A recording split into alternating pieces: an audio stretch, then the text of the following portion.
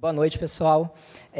Meu nome é William, tá? Eu faço parte ali do Fab Lab. Para quem não conhece, o Fab Lab é um espaço de prototipação livre. Então, lá a gente encontra uma série de tecnologias onde você pode construir quase qualquer coisa. Tá? E a gente também dispõe de vários cursos que vocês podem estar acessando na plataforma de conteúdo, inclusive impressão 3D, que é o tema de hoje. Tá bom? Eu vou estar chamando aqui os palestrantes para estar sentando e depois eu anuncio qual vai ser o primeiro. Eu queria ressaltar também que esse aquário ele é um prelúdio para um simpósio maior da Fiocruz, que é o Simpósio Internacional de Imunobiológicos, o ISE. Então, se alguém veio no aquário e não está ciente desse simpósio, joga lá no Google, ISE, Fiocruz, que vocês vão estar encontrando, tá bom? Bom, a primeira pessoa que eu vou chamar é da Firjan, é o Ricardo Borgia. Ele tem doutorando em planejamento energético e pesquisador de inovação na biosintéticas e fibras. Pode.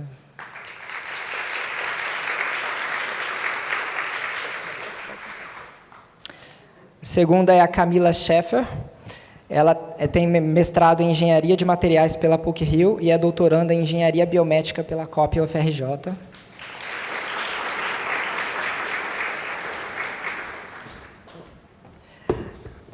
A próxima é a Alessandra. Ela é tecnologista em saúde pública da Fiocruz e coordenadora do espaço FarLab, Laboratório Aberto de Farmanguinhos para Inovação em Saúde.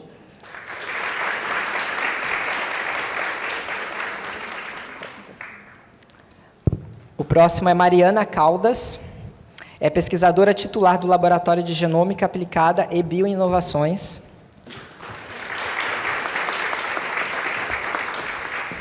Mariana está chegando de Paris, né? E, por último, que vai ser o nosso primeiro palestrante, é o Ronaldo Pedro da Silva. Ele é professor de inovação e empreendedorismo na UFRJ e fundador da Nano Business. Ele vai dar a nossa pequena introdução. Pode ir.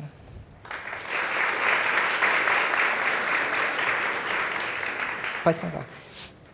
O Ronaldo ele vai estar trazendo como que é essa evolução da tecnologia, especificamente da impressão 3D. Então, ele vai falar sobre processos de inovação. E aí, depois, os próximos palestrantes vão estar falando mais a fundo os trabalhos que eles têm, para depois a gente abrir para um debate. Tá? A gente faz algumas perguntas para eles, e no final a gente pode estar abrindo perguntas para vocês. Então, no final, se vocês tiverem algumas dúvidas, guarda para o finalzinho, que aí a gente pode estar dando voz para alguém que queira estar falando. Tá bom? Ronaldo? Então, boa noite. Quero agradecer à Casa Feijão mais uma vez por esse convite, o doutor Akira, Gisele, enfim, todo mundo que fez a organização desse evento. De importância não só para o Rio de Janeiro, mas também nacional. Agradecer, porque também eu não sou um grande especialista, como temos aqui, eu sou apenas um empreendedor que tenta aplicar, quer dizer, que tenta entender dores do mercado e buscar dentro das possibilidades de tecnologia, não só a 3D, a inteligência artificial, soluções para resolver essas dores. Minha apresentação está... É só avançar? Ah, já está. Perfeito. Vou falar um pouquinho, então...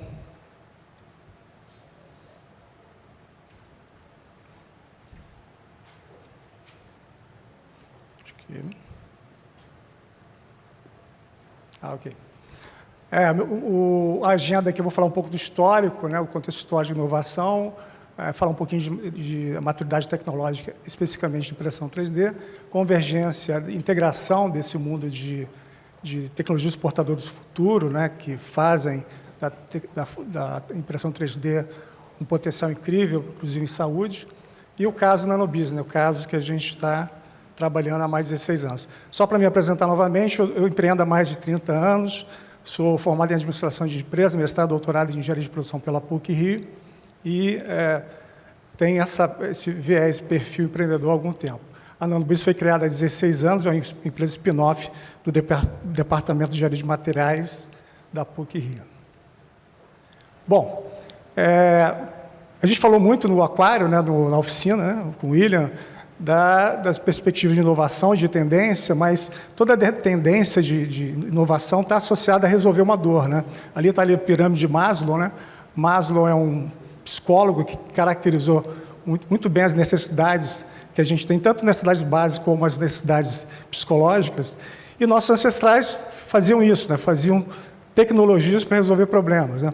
Problemas que atendiam necessidades básicas. E a partir daí, de certa forma, começa a surgir uma certa impressão, a impressão 2D de materiais, uma impressão rudimentar, onde você tem a superfície da rocha, né, e materiais que foram fomentados e derivados do fogo, né?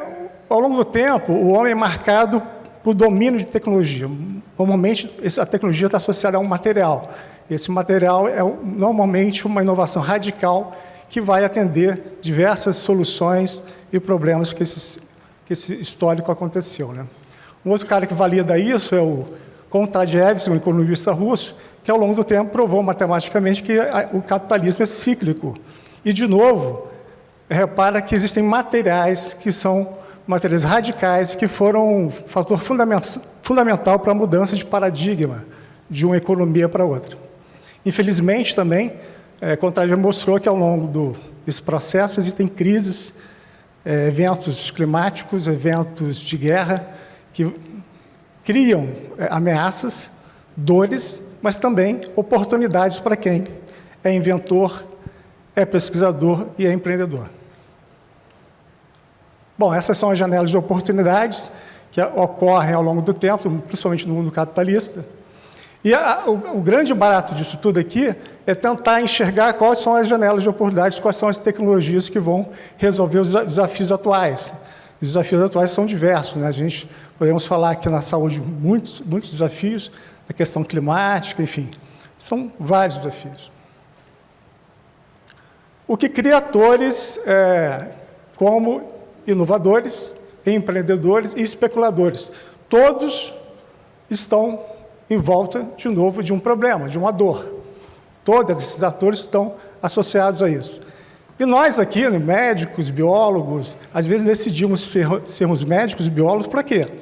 Para salvar pessoas, para resolver dores. Enfim, esse é o palco do teatro do sistema de inovação, né? Sempre baseado aí de Maslow até a sua fase de autorrealização. É claro que para alguns aqui, talvez, inclusive para mim, né, a necessidade básica, às vezes, é um Wi-Fi e um carregador, né? Nem sempre é fome e segurança, né? Bom, como é que acontece essas tendências, esses ciclos, né, de tendência, né? Existem várias ferramentas para você tentar validar essas tendências tecnológicas. Existe o ciclo hype ciclo, o ciclo de inovação e adoção, né, de tecnologia. Então, esse aqui é só um exemplo na área de veículo autônomo, para vocês terem ideia de como a gente consegue estimar aí as tendências desse setor. Particularmente, eu capturei da fonte desse médico, um pesquisador da área de tendência da área de saúde, uma curva específica para a área de impressão 3D. Eu vou fazer um zoom aqui. E, particularmente, eu estou destacando a impressão de medicamentos, rota química, e medicamentos, equipamentos de forma geral, né? Ali tem uma tendência de como anda esse mercado, né?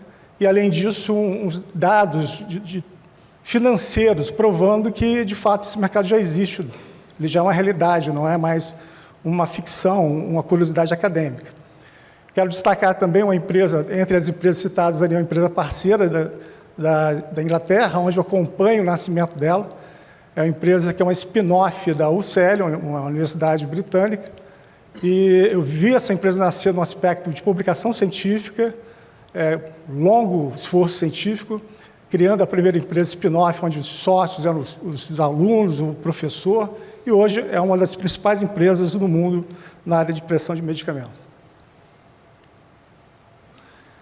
Falando aqui especificamente, de novo, né, dessa curva de tendência, né, que eu, de certa forma, discordo dessa curva, até porque é o seguinte: esse produto da fábrica ele já está disponível no mercado, ele já faz parte de estudos clínicos, inclusive de estudos clínicos com problemas de doença para câncer, para pediatria, em hospitais europeus, né, que são extremamente rígidos na parte regulatória na hora que você quer introduzir uma tecnologia no mercado.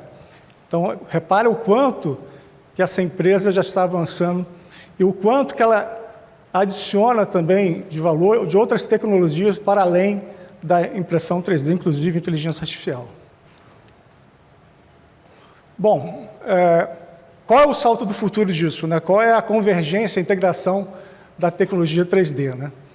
A gente já falou da impressão 2D, a gente acha que, para quem não entende impressão 3D de novo, é um processo que hoje é possível fazer esse design no computador, no sistema CAD, onde você tem um equipamento que roda, tem uma mecânica muito precisa no eixo X e Y, que permite você imprimir aquele objeto que você projetou no computador.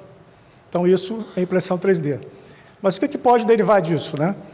Em breve teremos a impressão 4D, que é muito interessante para a área de materiais. É você ter 4 dimensões, além das 3 dimensões físicas, a terceira dimensão física também, que é o tempo. E com o tempo você controlar, por exemplo, umidade, temperatura e N outros fatores que podem impactar ou variar o material que você está projetando ou está imprimindo. Bom, tem muita criatividade nisso, mas particularmente em medicamento, por exemplo, para quem trabalha com polimorfismo de medicamento, você pode sair do polimorfo A para o polimorfo B e está produzindo um medicamento com solubilidade adequada para aquele paciente de forma mais personalizada, por exemplo. No quinto eixo, né, você tem algo que talvez não seja mais faça muito sentido para a área farmacêutica, que é você ter os 5 eixos, ou seja, alta precisão, você imprimir em todos os eixos possíveis. Isso faz muito sentido para a indústria aeronáutica, aeroespacial, e talvez não faça muito sentido aí para a impressão de medicamento. Mas é uma evolução do processo de impressão, né? O sexto tipo de impressão, da dimensão, ele inclui, então, o que a gente discutiu, quem participou da oficina, né? A introdução de sensores, né, de inteligência artificial para que aquele processo seja mais autônomo. Então, isso é uma tendência que, sem dúvida, vai acontecer. O William me fez uma provocação, né? Eu acho que eu estou adiantando aqui. E será possível imprimir átomos? Sim, isso já é uma realidade, né? A IBM fez isso nos anos 80, imprimir átomo por átomo e escrever a marca IBM num espaço extremamente atômico, né? Com poucos átomos, num processo chamado DOPOAP, que você coloca átomo por átomo e vai construindo isso. Isso é um domínio exclusivo da IBM? Não. Em Xerém, se você visitar o Inmetro, você vai conseguir visualizar e demonstrar, a gente pode fazer uma visita aqui em Xerém, e visualizar esse tipo de esforço. Provavelmente na engenharia de materiais também já deve estar fazendo isso, né? Da UFRJ. Isso não é nada impossível. Bom, então falando um pouquinho aí da Nanobusiness, né? A Nanobusiness, de novo, é um spin-off da área de engenharia de materiais. Hoje nós temos laboratório de infraestrutura própria de equipamentos. Isso não é nada trivial para uma empresa startup, né? A gente tem infraestrutura própria, a gente tem atendendo regulamentação, acreditação a nível global, estou falando de ISO 17025, boas práticas de laboratório, e atendendo, sobretudo, o ICH, que é o Comitê de Harmonização Técnica Global Mundial. Nós somos também, temos a possibilidade de qualificar laboratórios no país inteiro. Então, entre a própria Fiocruz, a gente terceiriza serviços na Fiocruz, a gente terceiriza serviços do Senai, serviços do sincrotracelerador de partículas, ou seja, quando a gente não tem a capacidade instalada para atender um determinado problema, a gente vai buscar capacidade no nosso próprio país ou fora do país, né? A gente normalmente, às vezes, quando não acontece isso, a gente contrata serviço na Inglaterra ou fora em outro país da Europa. Então, isso é a jornada desses 16 anos, e nessa jornada, o que a gente construiu, né? A gente construiu um banco de dados. Eu sou da área de cristalografia, de fração de raio-x, né? Então, a gente construiu um banco de dados de polimorfismo de medicamento, né? Estou falando de rota química. A base de dados de referência global é a base de dados de Cambridge, junto com a base de dados ICDD americana, que juntas fizeram uma fusão, uma parceria, e tem aí cerca de 1.700 polimorfos, enquanto a gente está hoje na casa de 4.540 polimorfos, dados atuais do dia de hoje, né? O que significa isso? Com dados, você consegue, então, fazer predição de novos cristais, né? Que são técnicas utilizadas com métodos clássicos de computação e também inteligência artificial. Aquela interface que vocês estão vendo ali é um prêmio da Hello Tomorrow, que é uma organização que premia, né? startups de tech que têm relevância global. Bom, qual é a nossa abordagem? A abordagem de Cocostais é a abordagem que deu o Prêmio Nobel recentemente, né, para a área de inteligência artificial. É o uso da inteligência artificial para acelerar o processo de desenvolvimento de fármaco. Isso parecia algo bem acadêmico no passado, isso já é uma realidade hoje. Já existem empresas colocando produtos no mercado baseado em IA, deixando bem claro que não é exclusivo em IA, você acelera o processo, mas também tem, naturalmente, atender todos os requisitos regulatórios, atender todos os requisitos de síntese química e por aí vai. Particularmente na nossa abordagem de síntese, a parte física, a gente usa mecanoquímica, porque a gente não quer usar reagentes por uma questão de impacto ambiental. Então, a gente usa a mecanoquímica, particularmente a mecanoquímica está dentro da onde?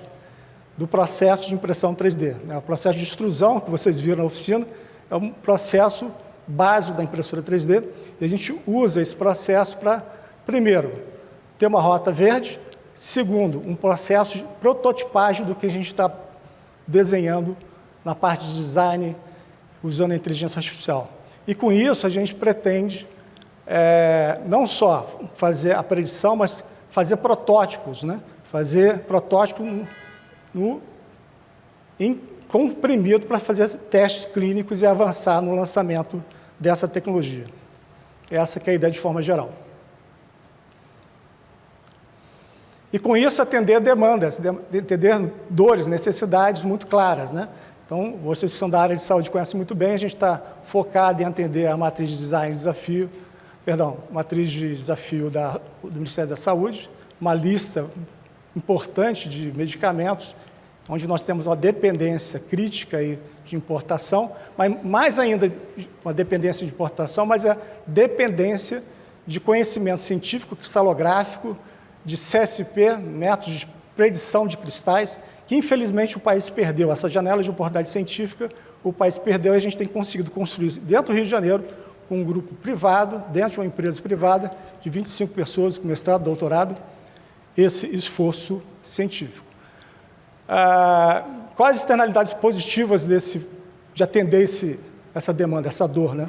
A gente pode impactar naturalmente o setor de transformação digital, portanto, a gente atende o setor de transformação digital da indústria.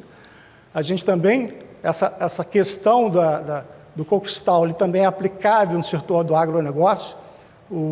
Ao contrário, a solubilidade que deve ser aumentada, às vezes, no medicamento, no caso do agronegócio, você precisa reduzir essa solubilidade para evitar a lixiviação e, portanto, impacto ambiental. Isso é algo muito emergente, não só no Brasil, mas no mundo.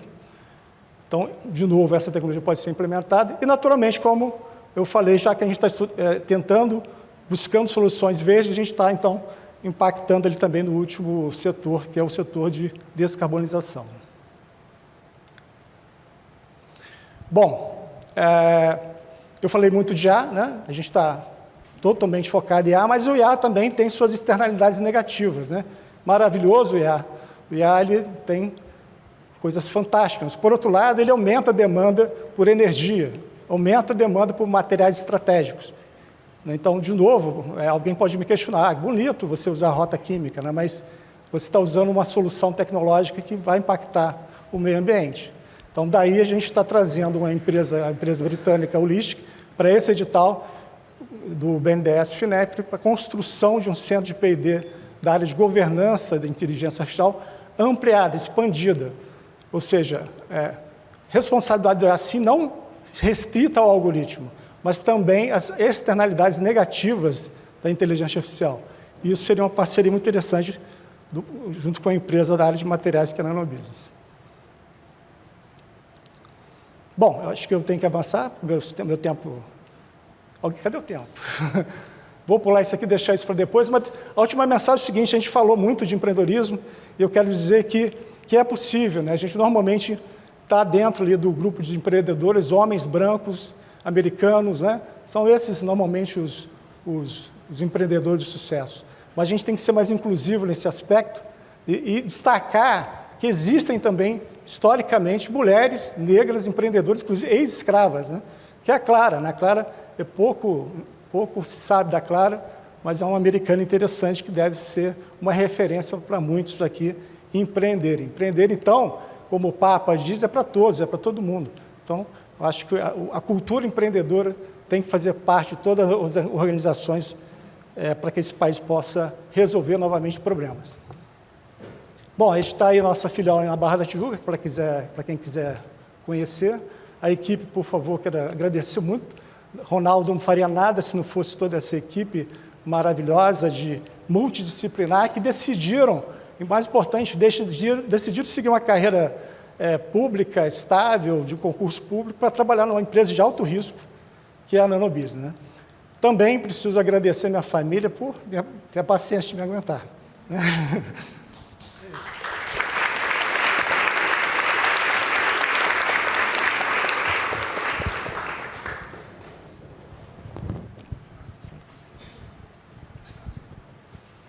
Som. Vamos lá. Obrigado, Ronaldo, pela apresentação. A nossa próxima apresentação é da Alessandra Viçosa, tá? Então, ela vai estar falando um pouquinho. Pode usar o seu. Tenta testar. Os dois? Ah.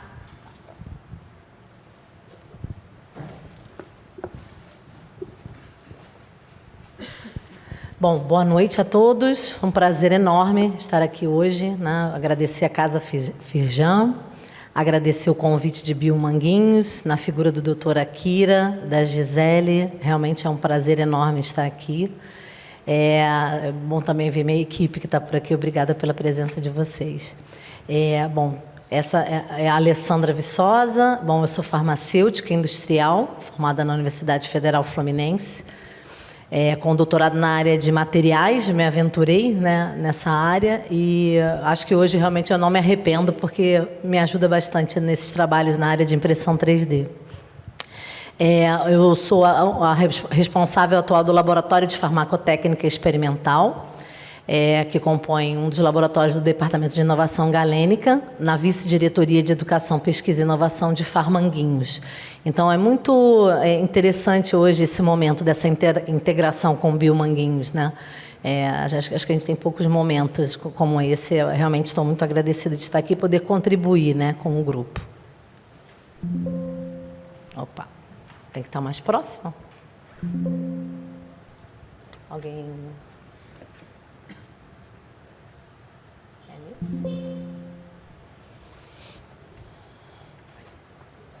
É o do meio? Ah, ok. Bom, então, Ronaldo já brilhantemente já arrumou já o cenário, fica bem mais fácil da gente falar, né? Muito obrigada aí foi excelente a apresentação. E é isso, né? A impressão 3D, as aplicações estão no nosso dia a dia, né? Eu trouxe algumas imagens aí que compõem até alguma brincadeira, né? De trazer desde o boneco para os nossos filhos, uma coisa de hobby, né? Tem quem gosta das figurinhas da Marvel. Eu brinco que hoje uma impressora 3D você compra até na Calunga, então dá para brincar de hobby, né?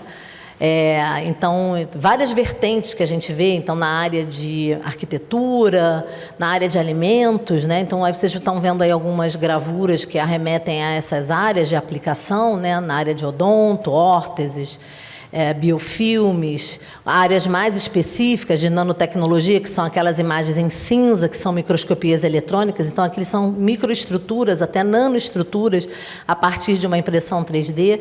Casas, e mais especificamente, que é essa do meio, né, uma casa impressa com cimento. E tem quem ficou muito interessado nessa última notícia no Instagram de uma Starbucks impressa em 3D, né, em cimento, de uma gigante impressora que imprimiu o Starbucks um drive-thru, né? É muito importante, né? Tem quem dependa do café para sobreviver. Então, assim, é interessante trazer esse lado, né? Apesar de eu trabalhar na área de fármacos. Mas realmente traz muita curiosidade. Todo mundo fica muito curioso com esse tema da impressão 3D. Bom, e aí, justamente por essa curiosidade, a gente começou a estudar mercado e vamos começar a se interessar nessa temática dentro desse grupo de pesquisa de farmacotécnica, né? Como eu falei para vocês o nome do nosso laboratório, mas a gente buscando, na verdade, uma área tecnológica. Não necessariamente a farmacotécnica clássica, que a gente sabe que é a galênica dentro de uma farmácia de manipulação, né? Então, a gente estava indo além, então, com uma avaliação de mercado, até o Ronaldo também colocou alguns dados de mercado.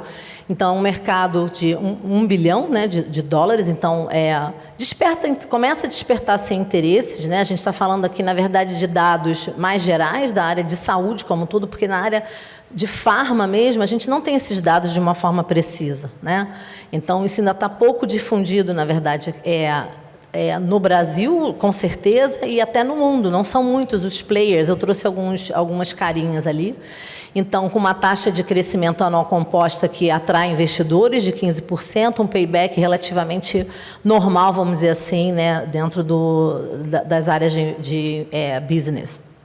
E aí, dentro desses players, o primeiro é a Fab RX, que o Ronaldo comentou, que é uma das pioneiras, né, que fica na Inglaterra. Nós temos um bom relacionamento com eles, vocês vão entender por quê. E hoje a gente já tem a participação de algumas outras empresas, como eu coloquei ali alguns nomes e as bandeiras, que é mais ou menos como eles estão espalhados no mundo. Então, fundamentalmente na Europa, né, essa Dozer, tem essa AMB, que é o feijãozinho que hoje eu mostrei para as meninas na oficina, é uma empresa francesa, que olha o feijãozinho aí, né, no desenho. Na Alemanha, né, que a Alemanha é sempre muito forte nessa área de tecnologia farmacêutica, e até eu acho que ela está sendo pouco representada na área de impressão 3D, tendo só 2 empresas, claro que uma delas é muito forte, que é a Merck. É uma pioneira, a Précia, que é uma empresa americana, que foi que fez o primeiro medicamento impresso em 3D chamado Spiritran, que é para uso na epilepsia, né, pelo uso de um medicamento que tem que ter uma ação rápida. Essa empresa chinesa Triastec, ela é uma das revolucionárias, uma das mais desenvolvidas, como todos os chineses conseguem, né, ter essa evolução muito rápida, e eles não estão fora disso. Assim, procurem por esse nome na internet e deem uma olhada no site. É revolucionário o trabalho deles na área de impressão 3D. E tem lá a nossa bandeirinha do Brasil, com uma empresa já, uma spin-off da URCS, né, que é a Fórmula 3D, do professor Rui Beck, representado por ele, e claro que são as alunas, né, e os trabalhos desenvolvidos do grupo, e nós lá, Farmanguinhos, né, na Labuta também, com uma boa representatividade, eu diria assim. A gente tem sido convidado para alguns fóruns importantes, muito em função desse pioneirismo da gente ter enveredado em começar a estudar essa tecnologia na área farmacêutica. E, bom, de onde veio isso tudo? Claro que, assim, muito desperta, né, daquele momento que a gente vira mãe, mas sim das queixas, né, das dificuldades de se administrar um medicamento pediátrico, né? Então, quem pai e mãe, ou que é da família, vive junto aquele dilema das dificuldades e o gap que a gente tem, né, de conseguir dar um medicamento para crianças. Não só dessa vivência prática e quase traumática, eu diria, né, a gente também foi influenciado por um documento de 2020, muito importante, da ONU, né, e da UNITAID, que criou esse documento, como uma referência de um orientativo para como desenvolver medicamentos pediátricos, onde ele cita a tecnologia de impressão 3D e foca a personalização. Bom, a gente foi além, né? Então, a personalização pediátrica somente porque, na verdade, existe uma diversidade enorme entre nós e, na verdade, até mesmo pessoas da área de geriatra, né?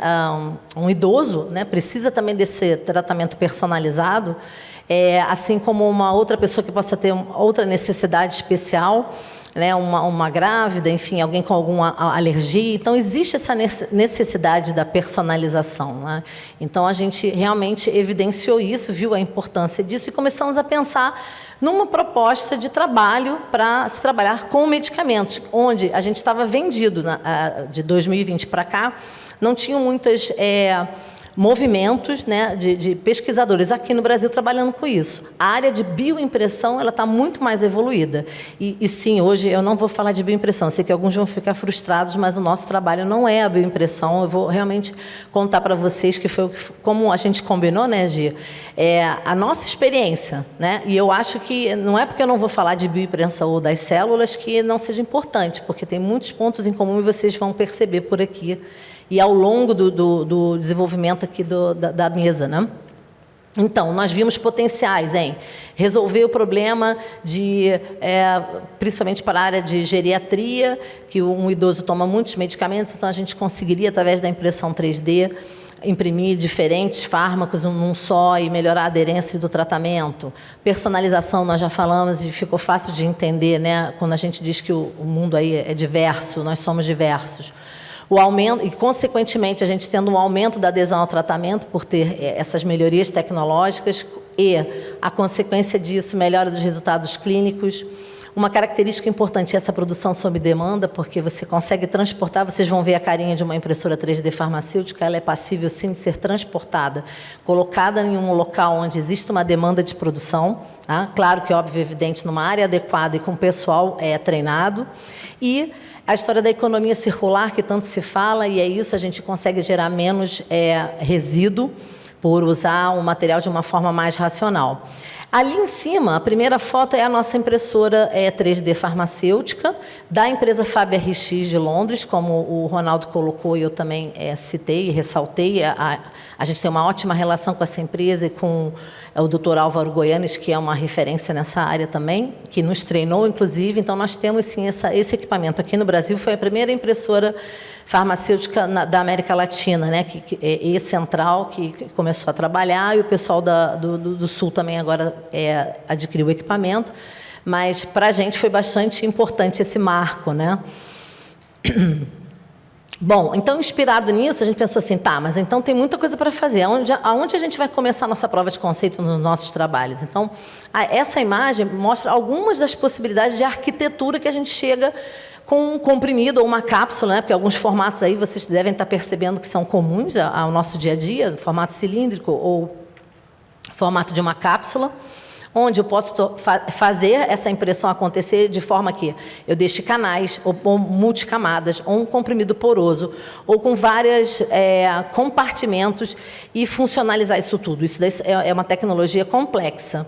Claro que a gente acabou não começando por aí, a gente optou em trabalhar com as formas em gel, né, para o uso pediátrico, que a gente sabia desse gap, e com uma monoterapia para começar a treinar, fazer massa crítica, porque a gente não tinha esse know-how, né?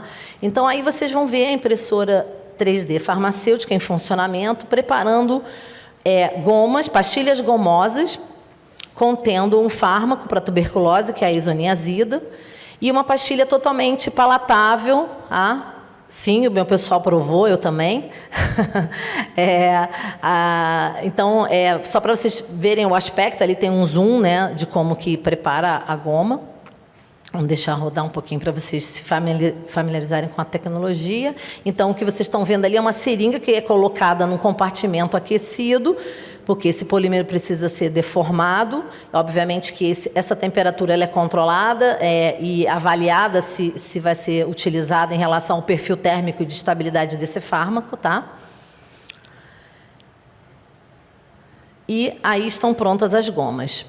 Então, vocês viram que essa é uma das técnicas que a gente chama de a impressão usando a técnica semissólida. Então, você tem uma seringa onde a gente prepara esse gel com diferentes polímeros, com fármaco, água, edulcorante, e aí a formulação é a alma do negócio, aí, né? E você coloca nessa seringa, que é uma seringa específica para esse equipamento, você usa uma determinada temperatura, ou pode não usar a temperatura, dependendo do polímero, tá? Então, estou trazendo realmente um estudo de caso específico de um medicamento de uso oral nosso, né, do nosso grupo. Então, não vou entrar em detalhes desses gráficos, é só para vocês mostrarem que a coisa é séria, ou seja, uma vez preparada essa forma farmacêutica, ela sendo viável, né, a gente faz todas as caracterizações, o controle de qualidade e até além, né, de um controle de qualidade. Então, aí vocês estão vendo o ensaio de palatabilidade, de reologia, porque para você entrar nesse equipamento não é muito fácil, né, não tem como prever assim, tão facilmente. Então, a gente precisa de um estudo reológico prévio. Então, você imprime, depois você caracteriza essa pastilha gomosa, a qualidade dessa pastilha, fazendo a avaliação da palatabilidade em língua eletrônica. Nós temos uma excelente parceria com o grupo da Unicamp, que faz essa avaliação com sensores, né? Então, isso é muito interessante, que não precisa do humano para fazer um ensaio in vitro, mas com excelentes resultados. E, a partir desse trabalho, que foi o mestrado da Amanda, que está aqui, inclusive, minha aluna querida, já em primeira mão, né, Amanda? Está em processo de revisão a essa publicação com esse trabalho, né? Então, a gente reza que muito em breve aí vocês possam ter acesso, vai ser Open Access para todo mundo ver os detalhes do trabalho da Amanda. E, claro, que não é só da Amanda, né? Foi todo um grupo ajudando e discutindo juntos. Foi um grande momento para a nossa equipe. E aí, bom, mas quanto que é essa impressora? Você é do SUS? Como é? Que mundo que você vive, né? Eu falei, não, realmente, ela é R$1 milhão. Né? Então, isso é um padrão ouro que a gente precisa ter para pesquisa, ok? Mas o que a gente quer? A gente quer entregar algum produto para o SUS. Então, para entregar para o SUS, a gente começou uma parceria com empresas de impressão 3D para que a gente pudesse ter acesso a uma impressora que fosse para todos os lados e com preço acessível para eu entregar isso para a saúde pública. Então, a gente, através da recomendação do grupo do CTI Renato Archer, que é um dos grupos de referência da área de TI, né, no Brasil, que fica em Campinas, esse grupo, surgiu um rapaz, um pós-doc, que abriu a sua própria empresa, chamada 593 iCan. É um equatoriano que é engenheiro, muito competente, né? Então, ele nos foi indicado e apresentado desde essa época que eu frequentava o CTI Renato Archer, e sim, a gente tem que se lançar, né, em busca das informações, interagir com engenheiros, nem sempre é fácil, né, para o farmacêutico, mas a gente começou essa interação. Então, ele começou a construir a máquina, não uma cópia da MedMaker, que é o nome do equipamento da Inglaterra, mas com muita ética e pesquisa dele, do grupo dele, competência do grupo dele, ele chegou a um protótipo bastante interessante, que a gente tem chamado, sim, de um protótipo para uso farmacêutico, encabinado, e começamos um treinamento lá a partir de Farmanguinhos e do grupo, que a Fiocruz tem isso de bom, né? Nós temos quase de tudo um pouco lá, educação, comunicação, televisão, vacina, medicamento, e essa loucura, né, da gente ter todas essas facetas, né, presentes ali. A gente tem o quê? Um hospital pediátrico. Então, vamos lá, vamos ouvir a necessidade. Então, na mesma época, a gente teve uma convocação desse hospital pediátrico de Farmanguinhos compor uma força-tarefa para resolver problemas desses gaps de tratamentos pediátricos. Então, está aí o grupo de lá do IFF, é o Instituto Fernandes Figueiras, não sei se vocês conhecem, que fica no Flamengo, né? Que cuida de crianças, assim, é muito importante esse hospital, né? Crianças com doenças bem complicadas. Então, nesse ambiente, sim, que a gente vai estar levando essa impressora protótipa, não é a inglesa, tá? Para um trabalho dentro do hospital, onde a gente vai reproduzir o que a Amanda preparou inicialmente. Esse material vai ser embalado, vai ser enviado não para os pacientes nesse primeiro momento, mas para um estudo farmacocinético, sim, em humanos, não vai ser em crianças, porque é muito difícil um comitê de ética, né, para uma aprovação imediata no estudo em criança, e a gente também foi muito questionado com relação a como é a performance dessas gomas. Então, a gente vai fazer uma prova de conceito fazendo esse estudo farmacocinético para ter esse novo marco, né? E as pessoas entenderem, sim, que ele pode ser diferente, sim, assim como vai ser diferente o medicamento que está ali no dia a dia da clínica, que a criança não consegue tomar o comprimido, a enfermagem vai, macera aquele comprimido na água, dá para uma criança que, se ela aguentar não vomitar na tua cara, né? A gente também não sabe qual é o perfil farmacocinético, tá certo? Então, a gente está tentando automatizar e tornar o trabalho muito mais preciso, né? E aí o pessoal do IFF vai nos ajudar através do quê? De uma verba, de uma emenda parlamentar que nós ganhamos com eles. Então, isso, né, graças a isso, a gente vai conseguir viabilizar esse estudo. Então, eu estou passando para vocês esse status, porque o que a gente deseja, né? Essa figurinha é muito usada pelos grupos que estão trabalhando, focado na farmácia hospitalar, sim. Eu não estou falando de indústria, né? Apesar de eu ser Farmanguinhos, de eu ser da indústria, mas a gente vai ajudar nesse sentido, de levar a tecnologia. A parte da industrialização, eu realmente prezo que, em breve, a gente possa fazer uma imersão. Mas hoje, o que a gente tem feito pensando nesse ciclo. Hoje, alguém falou sobre isso na nossa oficina também, acho que foi o Will, não foi o Will que você falou? Então, é isso. Então, aí a gente vai ter a prescrição, né, o ajuste de dose para que paciente que for, personalização, quem é que precisa, vai para a nossa impressora, ela vai imprimir o medicamento, vai ser administrado e lindo, maravilhosamente bem, né? E isso pode não funcionar, reajusta, imprime de novo e assim vai, e isso pode ter, inclusive, uma inteligência artificial controlando tudo isso, todas essas ações, né? Então, esse é o futuro, né? Hoje, a gente não tem nenhum lugar no Brasil que funcione dessa forma, mas a gente está falando de futuro, né? Essa casa aqui é futuros possíveis, né? Então, a gente realmente está no ambiente certo, falando de algo futurista, mas que eu acho totalmente factível, sendo da área técnica de saúde. E aí, como, vamos dizer assim, né, boas novas para vocês, né, eu trago para vocês aqui essa possibilidade, né, vou fazer uma concorrência do espaço Fab Lab, da gente ter agora um novo espaço chamado FarLab. Né, não quero ser concorrente, não, mas assim, aprender com vocês para poder fazer isso funcionar. Então, a gente teve um edital FINEP, de laboratórios abertos, né, e prototipagem, onde a gente já tem essa planta, essa concepção, e a gente está correndo, ainda na fase administrativa, ainda não derrubamos nenhum tijolo, mas a gente está criando uma concepção de um laboratório que é um pouco revolucionário nesse sentido, totalmente novo e maker dentro da Fiocruz, onde a gente não tem essa pegada ainda de um laboratório maker, mas que faz produto para a saúde. Então, tem todo um cuidado, né, de área, paramentação, que é diferente do Fab Lab, claro, né, porque é uma outra proposta, mas é uma inspiração, tá? Então, depois, com certeza, pode deixar que a gente vai se falar e muito. Então, realmente, eu apresento a vocês esse espaço FarLab, que é o Laboratório Aberto de Farmanguinhos para Inovação em Saúde. Num próximo ano, assim, espero que eu tenha mais notícias para passar para vocês e de novos produtos sendo desenvolvidos. A gente recentemente teve uma experiência muito boa de uma capacitação, impressão 3D e bioimpressão. Então, sim, quem quiser me procurar para a bioimpressão, eu estou aberta, mas eu vou indicar a colega portuguesa, né, que está lá em Coimbra, que tivemos algumas pessoas aqui que participaram, né, ativamente, que eu saiba gostaram, então a gente pretende ter novas edições, que até lá em Portugal mesmo, porque isso é muito importante, criar essa massa crítica, né? Então, eu estou aberta às questões de bioimpressão muito em função da colega e dividir com ela esses assuntos, sem problema nenhum. Então, é o que eu falo, né? E Ronaldo também falou, a gente não é nada sem a nossa equipe, né? São eles que movem tudo, a gente só vai falando das ideias malucas e eles vão seguindo, porque também são malucos. Mas são o que eu boto, tanta máquina, tanta coisa, mas são os humanos prediletos. Então, a gente tem a Amanda, Augusto, Tainá, a Ana, eu, Márcia, o nosso aluno Felipe, e tem mais uma cabeçada, né, de pessoas maravilhosas que trabalham com a gente, nossos alunos de graduação, ensino médio, pós-graduação.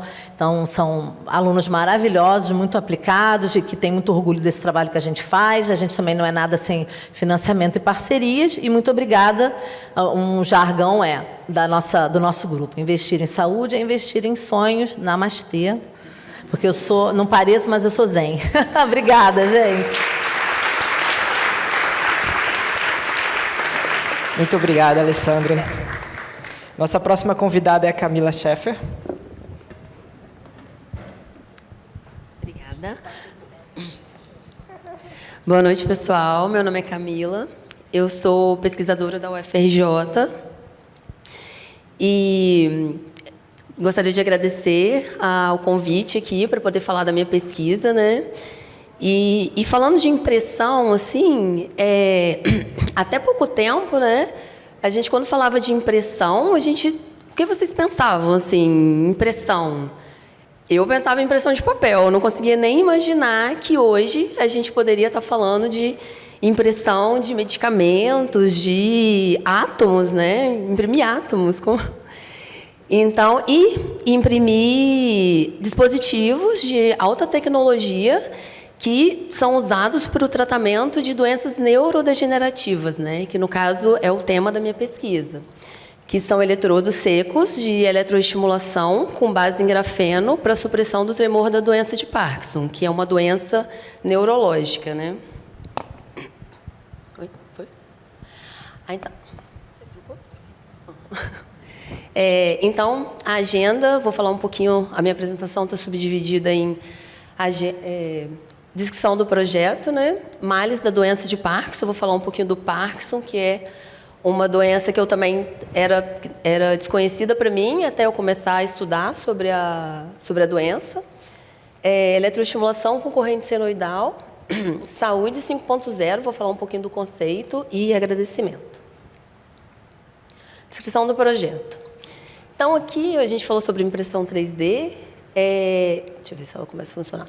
Aqui é uma impressora 3D, aqui do Senai até, e que a gente tem parceria com o Senai para fazer esses eletrodos de grafeno. E aqui a gente está imprimindo, né, um eletrodo triangular, que ele é melhor para poder fazer as medidas de condutividade. E do outro lado seriam os primeiros eletrodos que a gente começou a fazer lá na UFRJ, para eletroestimulação. E aí veio um segundo eletrodo, que seria com uma diferente configuração, porque hoje no laboratório lá da UFRJ, eu sou do laboratório da Engenharia Biomédica, né? A gente já tem diferentes tipos de pesquisas, assim, com eletrodos de ouro. E aí, com essas pesquisas, a gente foi vendo a melhor configuração para a eletroestimulação, né, que a gente precisa. Então, aí é uma grande vantagem da impressão 3D também, né? Seria a geometria do dispositivo que você vai estar construindo. Por exemplo, lá já foi visto, né, já foi estudado que os eletrodos planares, começou com os eletrodos planares de ouro, e aí depois viu que os eletrodos concêntricos de ouro também, né, eram muito melhores, muito mais seletivos à fibra. Então, a gente fez o mesmo modelo impressos, né, com filamento de grafeno, filamento de PLA grafeno. Então, agora a gente está com novas ideias de fazer novos eletrodos, tem uns eletrodos com garrinha, então isso é uma grande vantagem para a gente da tecnologia da impressão 3D, seria essas diferentes configurações do eletrodo. Bom, vou explicar um pouquinho então todo o contexto da pesquisa, né, que é a eletroestimulação senoidal para a supressão do tremor na doença de Parkinson. Então, essa é uma metodologia que não invasiva, né, a gente está criando um equipamento que é não invasivo e que modula a atividade cerebral para o controle do tremor. Quando você tem a doença de Parkinson, ela faz com que o sistema, a circuitaria motor, ela fique desregulada. E aí a gente vai entrar com esse dispositivo, através dos eletrodos de grafeno, né, para fazer a eletroestimulação, e fazer com que toda essa circuitaria volte a funcionar normalmente, né, em equilíbrio de novo. Então, o nosso equipamento ele é subdividido em 3 grandes... A pesquisa, né, ela é subdividida em 3 grandes tópicos, assim, que seria os estímulos elétricos, aonde é um equipamento que NeuroStim foi desenvolvido também pela universidade, e ele manda esses estímulos elétricos para o cérebro, né? No caso, ele produz os estímulos, né? Então, é através dos eletrodos que é mandado esses estímulos para o cérebro. Então, os eletrodos, outro grande tópico seria os eletrodos de grafeno, e são eletrodos fabricados com impressão 3D, né? Com filamento de PLA grafeno, que o PLA é um polímero, né? Ácido polilático, que é dopado com grafeno.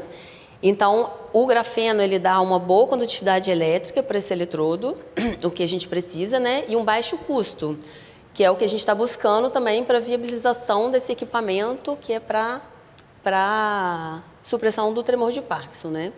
E o protocolo, que seria o desenvolvimento de uma pulseira com eletrodos posicionados no nervo radial e no nervo ulnar, e, através dessa pulseira, a gente manda os estímulos elétricos para o cérebro. Eu vou explicar mais à frente, vai dar para entender melhor a pulseira, né? Como ela funciona.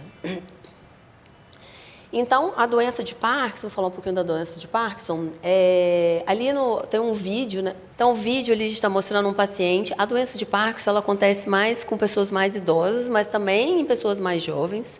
E daí o vídeo a gente consegue ver que o paciente, no estado dele normal, como ele treme, né? Treme os braços, treme a cabeça. E aí já na outra imagem é o paciente com um macacão com 52 eletrodos dispostos pelo corpo todo. O eletroestimulador está no centro do macacão dele. E com a eletroestimulação ele consegue ter uma vida normal. O braço não treme, a cabeça não treme, conseguindo fazer os seus movimentos, ter uma vida normal, né, cotidiana. Porque imagina comer, né, tremendo tanto assim, tremendo a cabeça, tremendo os braços, é bem complicado. E aí, então, a doença de Parkinson, ela é uma doença que é neurodegenerativa do sistema nervoso central, que afeta o sistema motor e não motor, né? Além do sistema motor, ainda tem depressão, tem vários outros sintomas que vêm da doença de Parkinson, né? E 3,3% da população brasileira, na faixa de 60 anos, sofre desses males da doença de Parkinson. Aqui no Brasil, só no Brasil, essa doença é bem devastadora, assim. Então, os tratamentos hoje utilizados para a doença de Parkinson, né? O principal tratamento seria os tratamentos farmacológicos, que são os remédios, né, para o tratamento. Esse é o principal tratamento hoje, assim, na indústria. O DBS, que é o Deep Brain Stimulation, é um eletrodo que é implantado no cérebro. E esse eletrodo faz o mesmo processo que a gente está tentando desenvolver com os eletrodos de grafeno, né? Que seria eletroestimular os nervos radial e mediano. O eletrodo ele é implantado no cérebro, é feita uma cirurgia, né? Abre o crânio, implanta o eletrodo e o eletroestimulador fica implantado no peito. Então, essa cirurgia é uma cirurgia muito cara, de difícil acesso.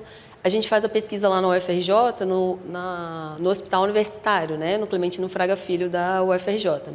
E, em média, 4 pacientes só por ano conseguem ter esse tipo de tratamento, que é um tratamento que é muito caro, tipo, custa 400 mil para cima, assim, né?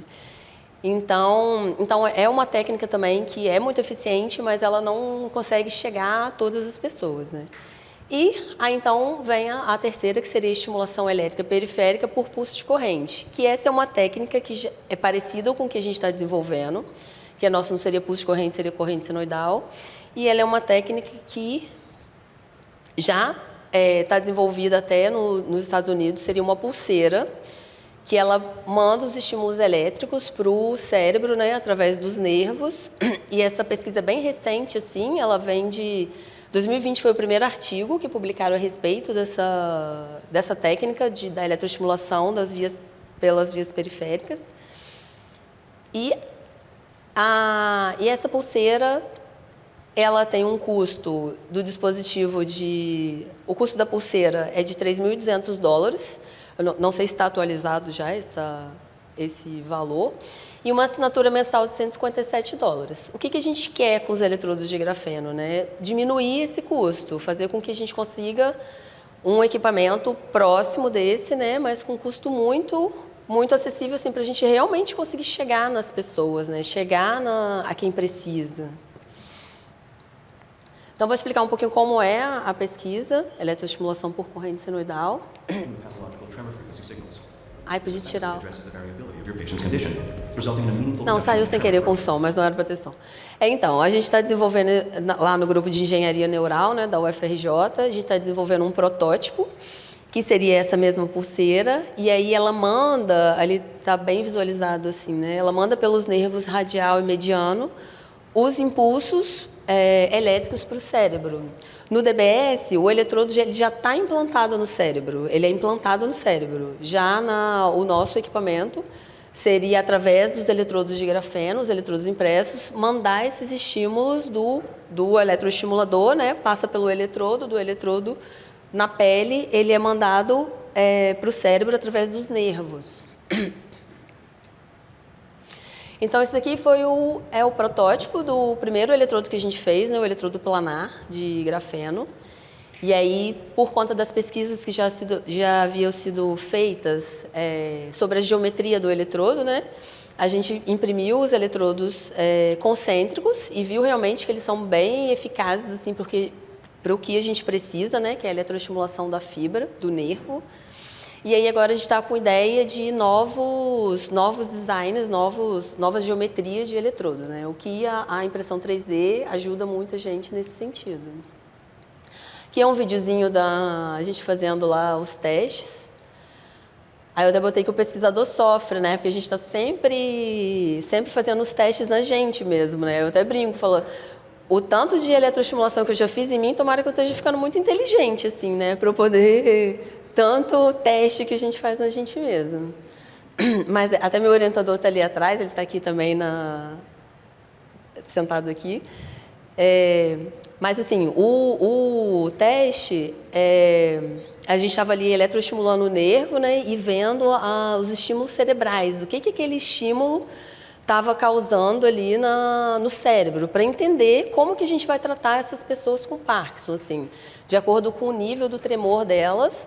A gente vê a resposta cerebral e manda o estímulo através dos eletrodos, né, para o cérebro, para poder voltar essa circuitaria do movimento. E, assim, ali eu levei um sustinho, né, mas, assim, o nosso dispositivo, ele tem uma trava de segurança, né, ele vai até 10 volts só, ele não vai eletrocutar ninguém, assim. Até meu orientador levou um susto ali, meu Deus, o que aconteceu? Mas foi só um sustinho mesmo.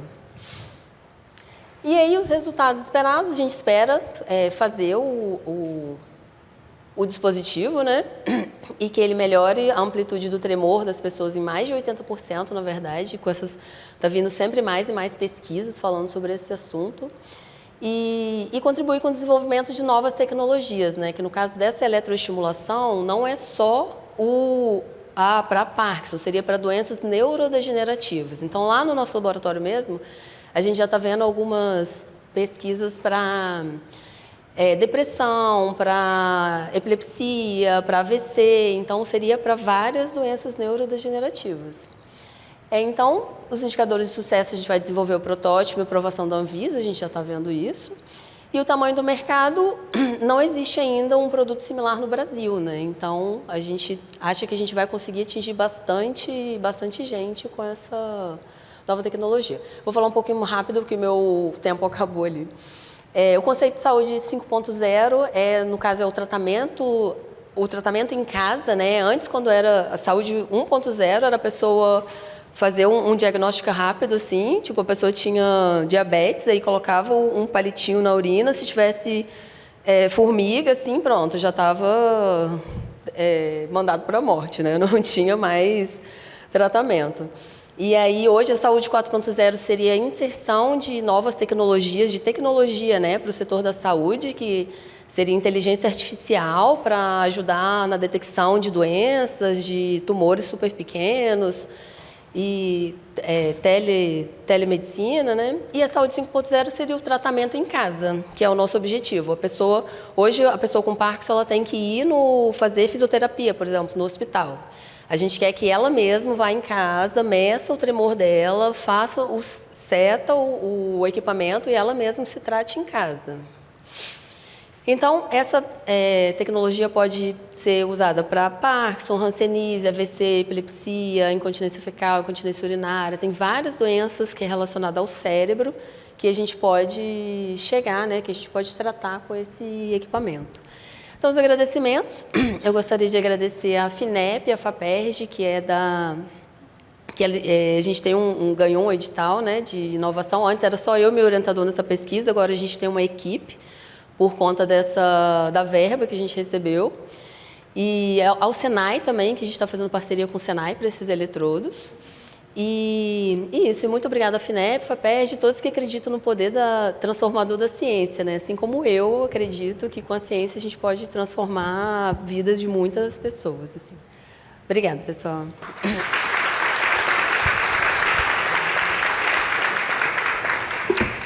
Obrigado, Camila. Nosso próximo palestrante é o Ricardo Borges. Vê se ele funciona. Oi. Boa noite, pessoal. Eu vou tentar ser breve, porque falar sobre bioimpressão e eletrofiação em 10 minutos é um desafio.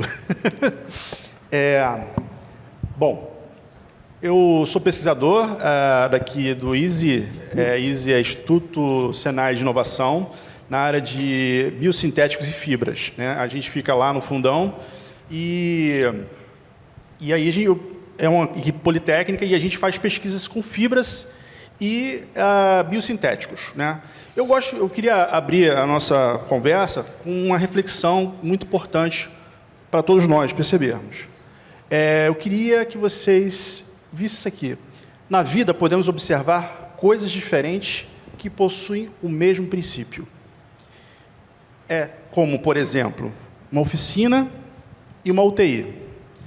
Qual é a semelhança de um médico e um mecânico? Não querendo degradar ninguém. Os dois estão consertando. Os dois têm ferramentas, os pacientes têm problemas. Então, quando a gente observa isso, a gente começa a observar padrões que se repetem.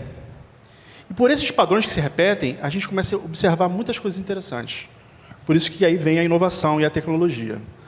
Bom, para começar, tipo assim, o mercado de OPME, que é órtese, prótese e materiais especiais, no Brasil, gira em torno de 11 bilhões por ano. Isso é um investimento nessa área de próteses, órteses, enfim, e sem falar no mundo inteiro. Eu vou agora avançar rapidamente, não vou comentar muito, mas o que vem ser técnicas de impressão 3D? Os colegas falaram muito de impressão 3D, filamentos, né, substâncias, enfim, que é o FFE, que eu vou falar rapidamente. Mas existe também eletrofiação. Então, a gente consegue ter um e outro, e os dois combinados. Tá? Então, o que vem ser eletrofiação? Um termo importante você saber o que é scaffold. Não sei se todo mundo está acostumado com isso, mas scaffolds são matrizes extracelulares, que são como se fossem andaimes, formas, lugares para que a célula se desenvolva e tome a forma daquele objeto ou aquela parte que precisa ser desenvolvida e regenerada. Tá? Eu vou explicar rapidamente o que é a tecnologia de eletrofiação. Eletrofiação é uma tecnologia que vem a partir de produção de fibras e nanofibras com diâmetros de escalares nanométricas, né, ou micrométricas. A partir disso, a gente consegue fazer com que eu tenha uma substância... Aqui não tem ponto... Aquele negocinho de laser não, né? Não. A gente tem aqui, na primeira parte, um spring, onde eu tenho uma seringa com a substância, um biopolímero. Esse biopolímero ele está enriquecido com com uma substância que vai ser adequada para aquela parte onde vai ser impressa, né? Isso a gente vai ver um pouco mais à frente, ou até propriamente com a célula para ser cultivada. Ela é expelida para uma superfície metálica, na qual ali ela vai estar eletrificada, e através da eletrostática, né? Quando você fica com o cabelo em pé, por causa da eletrostática, ela vai guiando a deposição dessa substância. E com isso, a gente faz uma eletrofiação. E os fios são bem finos. Bom, os parâmetros que nós temos para podermos equalizar esse processo. Nós temos os parâmetros de solução, parâmetros de processo e parâmetros ambientais. Tá? Eu não vou entrar muito em detalhe, porque cada um tem uma especificidade que vai dar característica daquele material. Aqui está um exemplo de qual é vamos dizer assim, a cara, né, da eletrofiação. Você observa aquele sprayzinho ali, exatamente são as microfibras sendo depositadas. Nessa parte onde tem o alumínio, é o resultado, parece uma teia, parece uma coisa bem fina. E na letra B ali é um microscópio de varredura tirando uma foto dessas fibras. Bom, o que a gente pode fazer com essas aplicações, com essa tecnologia? Nós podemos fazer andaimes, biosensores, entrega de drogas, quer dizer, a gente pode entregar um medicamento para uma determinada área, a gente pode fazer bandagens, quer dizer, curativos, e implantes, né? Lá no ISE, a gente, na época, já tivemos um projeto que nós fizemos um curativo que dissolvia na pele. Bom, e as categorias de aplicação podem ser desde engenharia de tecidos, encapsulamento de células, componentes bioativos e, no caso, estruturas extramoleculares personalizadas, além de medicina regenerativa. E o que são biopolímeros? Nós temos 1000 possibilidades, 1000 não, mas várias possibilidades de podermos gerar esses biopolímeros, que podem ser desde algas, animais, bactérias, plantas e fungos, né? Então, os mais comuns produtos biopolímeros que nós conseguimos extrair desses materiais é o PLA, PCL, que é muito utilizado para tecido mole, né? O PEG e PLGA, e temos a gelatina, que a gente tira do animal, e a quitisana, perdão. Bom, cada material desse, ele tem uma forma de degradar. E essa degradação, ela é muito importante na hora que você fazer uma aplicação no ser vivo, porque ele vai ter que liberar aquela área e vamos dizer, a célula vai ser cultivada e vai tomar o lugar onde está sendo o curativo. Bom, cada material desse tem uma propriedade mecânica, seja ela de tração e elasticidade. E aqui nós temos os 3 principais tipos de impressões 3D que são utilizados para esse tipo de aplicação. E nós temos aqui, que é o FFF, que é o Fusion Filament Fabrication, que é aquele mais comum, que você vê aquele filamento. Temos SLA, que é o Serograph aparatos, que é onde você mergulha dentro de uma resina, e aí é emitido um raio laser que vai sinterizando, e a partir disso, dessa sinterização, ela é retirada, o objeto vem inteiro, com melhor definição, enfim. E o SLS, que é o Selective Laser Stinger, que é como se fosse deposição. Muito utilizado, acho que eu voltei, muito utilizado para parte óssea, próteses ósseas. Bom, técnicas de fabricação combinada. Quando eu falo fabricação combinada, porque a gente pode usar as 2 técnicas, tanto a eletrofiação junto com a impressão 3D. E aí nós temos a fabricação sequencial, a híbrida, temos também a impressão coaxial e a funcionalização pós-produção. O que é funcionalização? Eu criei a estrutura, depois eu entro com a funcionalização com a célula para o cultivo e o crescimento da célula. Aqui temos exemplos, onde você tem um PCL, ele é solubilizado e ele pode ser tanto utilizado no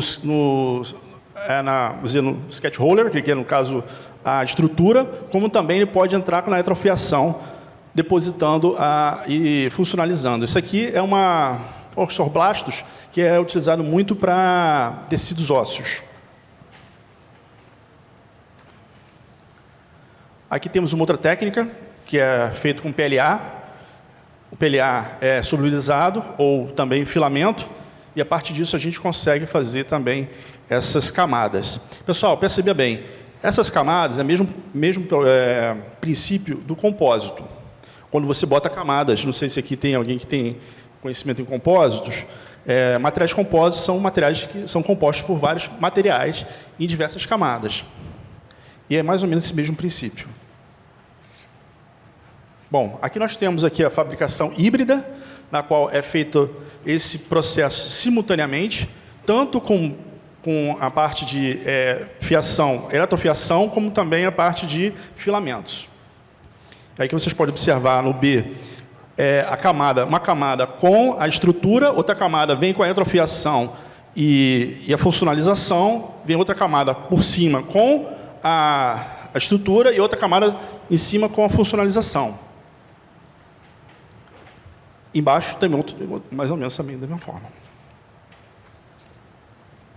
Bom, isso aqui é uma fabricação híbrida também, na qual você tem um giro, né? Você consegue... a eletrofiação é difícil mostrar, porque, na verdade, assim, é uma placa e ela fica um pincel assim, ó. Então, às vezes é um pouco complicado. Então, você tem um giro para que você possa fazer com que tenha um revestimento melhor. Aqui está mais ou menos a morfologia do empilhamento. Então, vocês podem observar a primeira camada mais densa, a segunda camada de funcionalização celular, depois a camada de fibra, que pode ser feita com mais ou eletrofiação, enfim. Pessoal, só repetir, não lembra aquela deposição de compósitos, de compostagem? Não é? Pois é. Bom, aqui nós temos outra técnica de estruturas, né, uma com SLS, outra com SLA e outra com FFF, que é filamentos. Aqui tem uma imagem de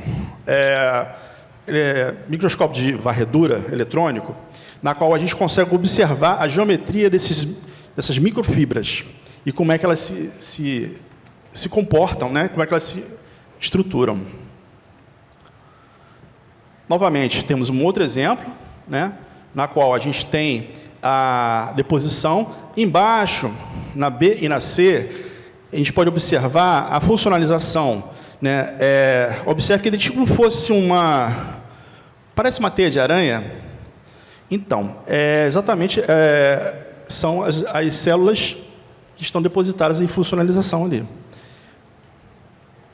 A outra não dá nem para enxergar direito, que foi feito com luminol e não dá para a gente enxergar.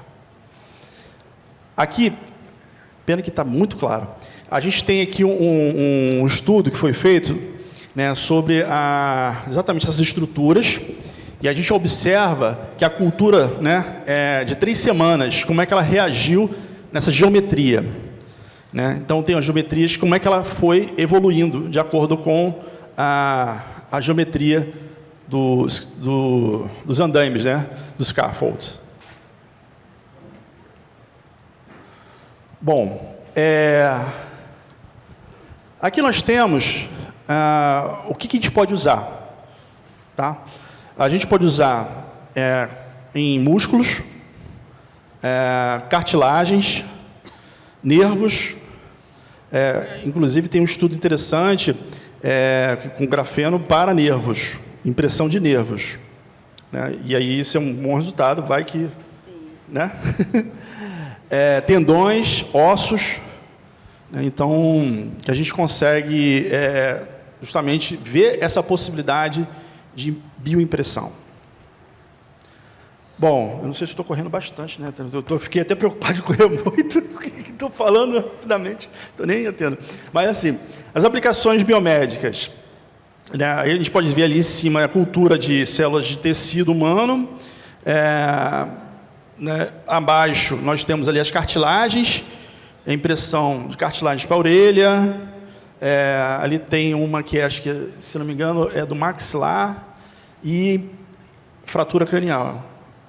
Então a gente consegue fazer justamente essa reimpressão. Né?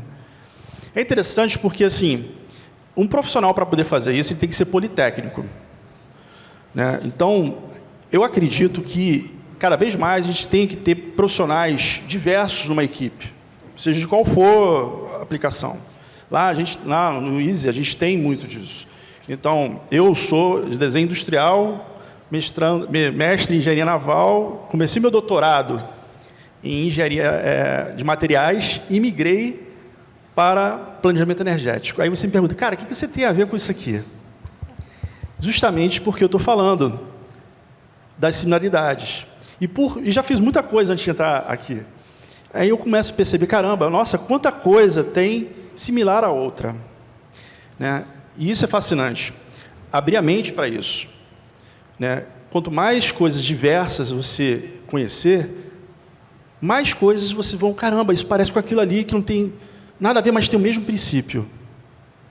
E é ali que está, de repente, uma solução para aquele problema que você está tendo em outro lugar, totalmente diferente. Bom, isso aqui são alguns artigos, né, que a gente se baseou. Lembrando que lá no Easy fica o convite para vocês conhecerem. Nós temos lá uma impressora 3D, temos também a eletrofiação, né, para vocês terem acesso, você tirar dúvidas, enfim. E aí eu quero deixar essa provocação aqui para vocês. A bioimpressão não vai substituir cirurgiões, mas cirurgiões que usam a bioimpressão substituirão os que não usam. Então, pessoal, muito obrigado pela atenção. Eu acho que eu corri demais, porque nem levantaram placa para mim. Mas é isso, pessoal. Assim, eu poderia entrar mais a fundo com relação aos materiais, ao hidrogel. O hidrogel ele é composto para cada um dos materiais. Então, quer dizer, eu tenho um tecido ósseo, eu tenho um tipo de hidrogel, eu tenho para tecidos moles, eu tenho outro tipo de hidrogel composto com biopolímero. É importante falar que é biopolímero, né? Porque o pessoal, quando fala polímero, é plástico, né? Então, é importante deixar claro que existem biopolímeros. E é isso. Muito obrigado pela atenção.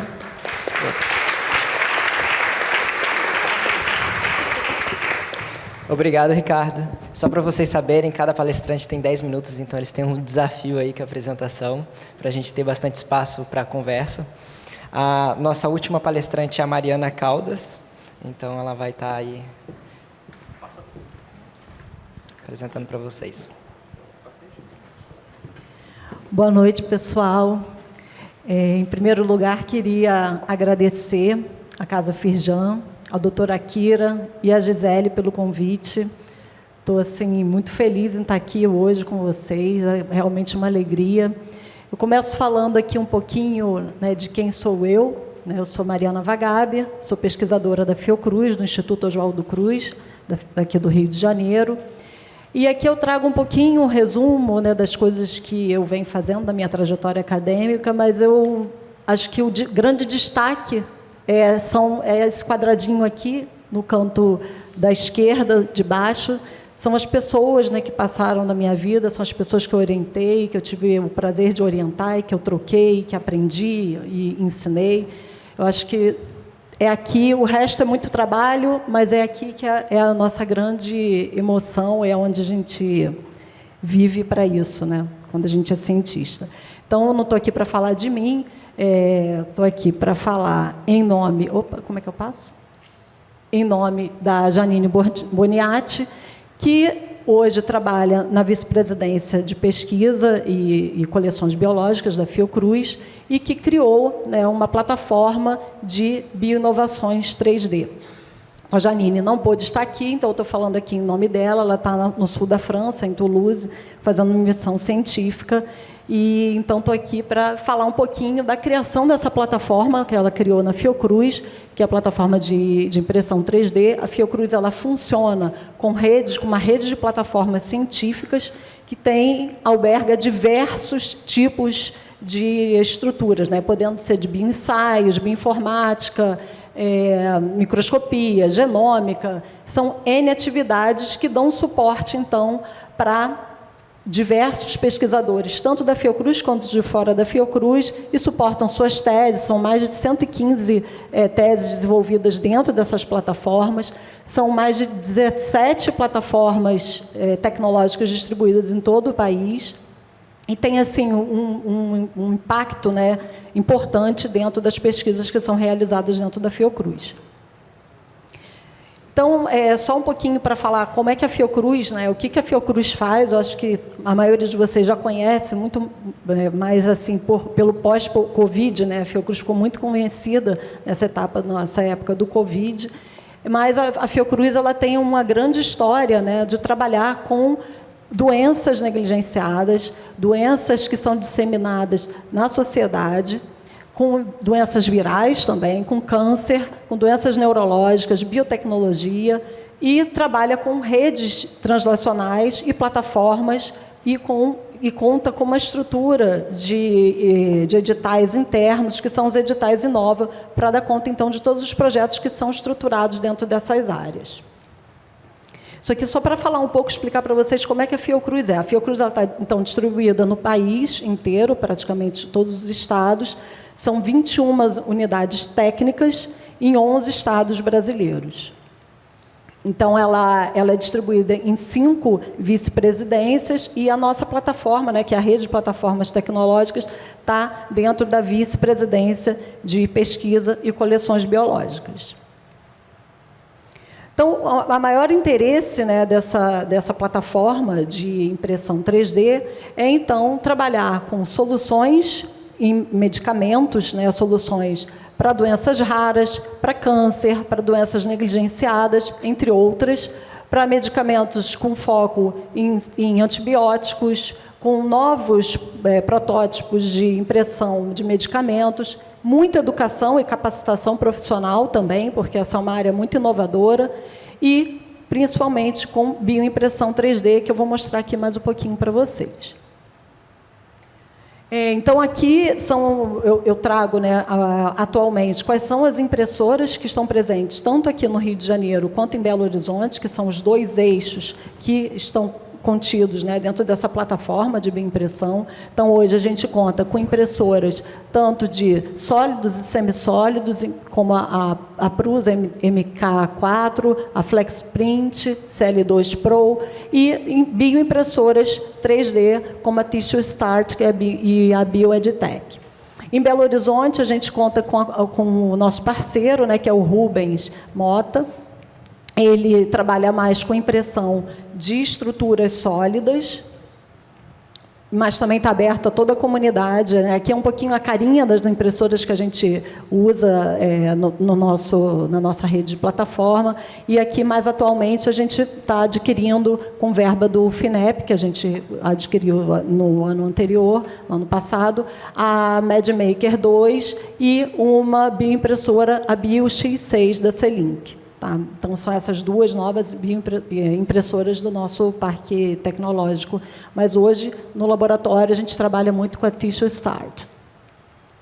Então, assim, toda vez que eu falo, né, que a gente trabalha com impressão 3D, e principalmente com bioimpressão 3D, muitas pessoas olham para a gente e falam, mas para que precisa, né? Para que imprimir 3D? Acho que aqui, hoje, né, sendo a última, já ficou mais do que claro por que imprimir 3D. E aqui eu tinha trazido alguns exemplos, né, do porquê é tão importante hoje, né, a gente está falando disso, né? Então, customização de devices para aplicação médica.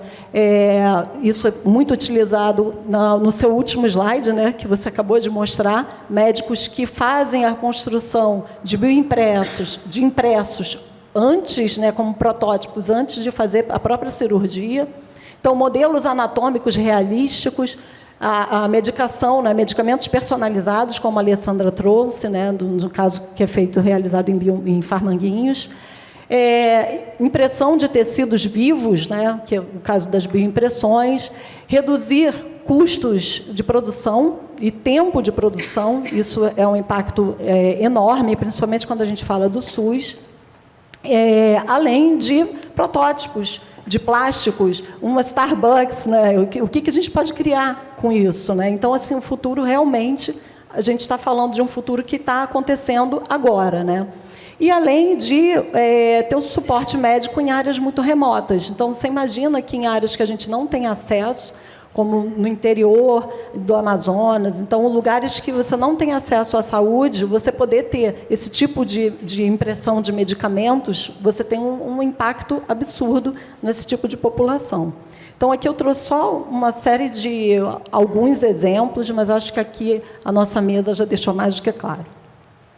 Então, aqui também alguns exemplos de impressos, né, com aplicação na saúde. Aqui foram alguns impressos interessantes que a Janine fez, né, uma orelha, um nariz. Aqui são as culturas que a gente mesmo desenvolveu no laboratório, próteses dentárias e de coluna. Então, são diversos os tipos de aplicação de impressão 3D na saúde.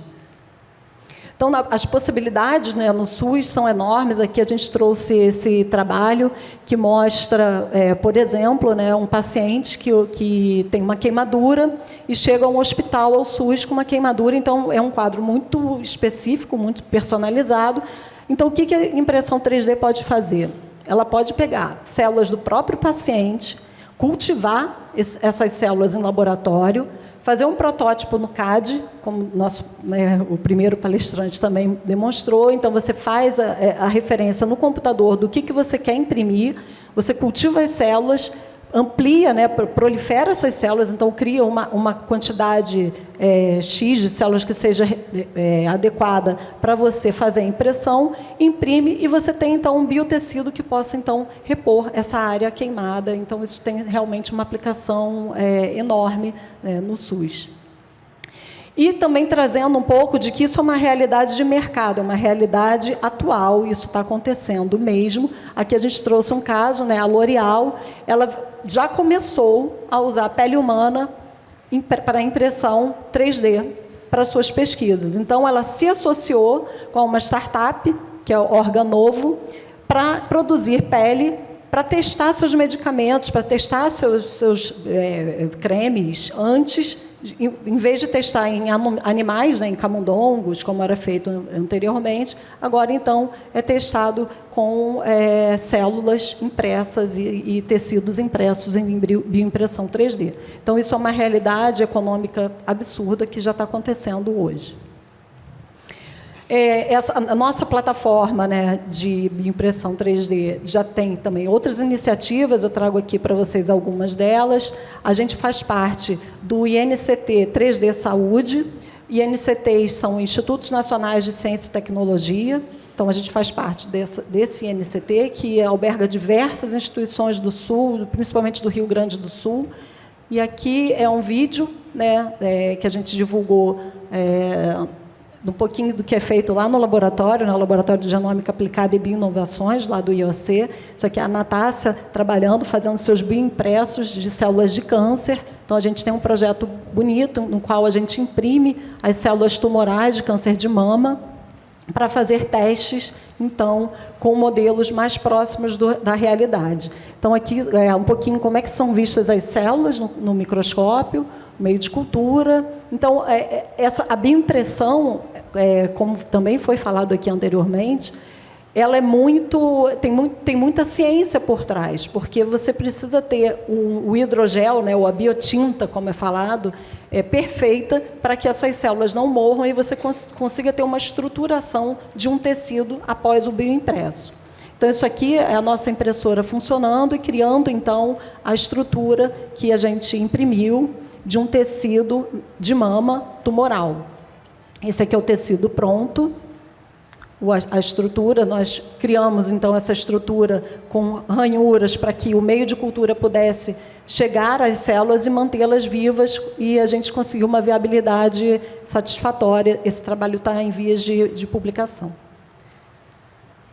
Outra iniciativa também é a nossa associação com a Pharma 3D PI, é uma iniciativa com medicina de pacientes, um centro de pacientes, né, lá com o pessoal lá da Inglaterra.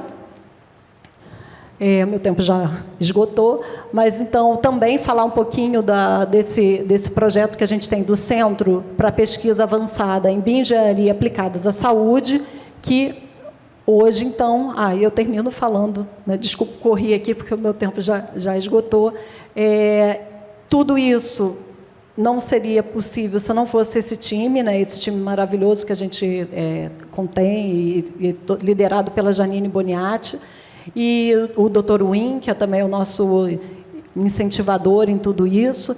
A Natácia Araújo é a pessoa que mais entende de bioimpressão, então, quem quiser falar sobre bioimpressão, eu sugiro que entre em contato com a Natácia. E eu gostaria de agradecer a vocês. Quem tiver interesse em trabalhar com impressos, principalmente bioimpressos, entre em contato com a rede de plataformas, está aqui o contato, ou com o meu e-mail, o e-mail da Janine também. Boa noite, muito obrigada.